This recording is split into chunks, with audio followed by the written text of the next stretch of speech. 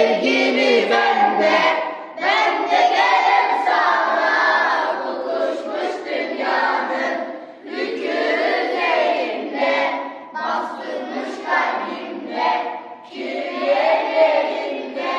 Mahcubum sana, muhtacım ben de. Dünya kafesinde yolunu gözledim, yolun gülistandır, kokunu özledim.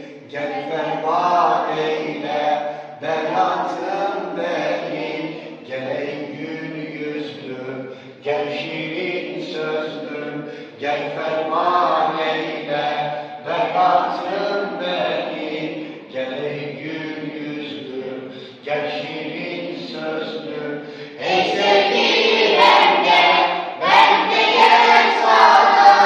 Kokuşmuş dünyanın yükü üzerimde, bas tutmuş kalbimde, kirli ellerimde.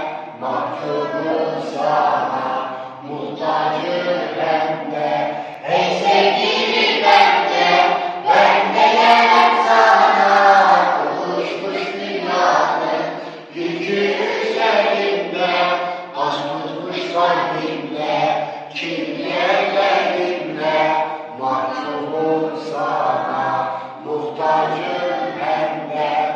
Vazgeçtim benden, kayboldum senden.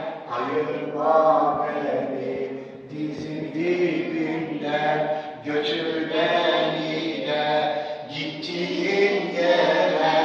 Koyma burada yaban ellerde, götür beni de gittiğin yere. Koyma burada yaban ellerde. Ey sevgili ben de gelem sana.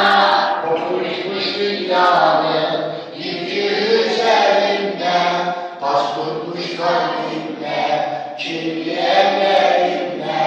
Mahcubum sana, muhtacım hem de. Ey sevgili ben de gelem sana. Kokuşmuş dünyanın yükü üzerimde, bas tutmuş kalbimde, kirli ellerimde. Mahcubum sana, muhtacım hem de. Ey sevgili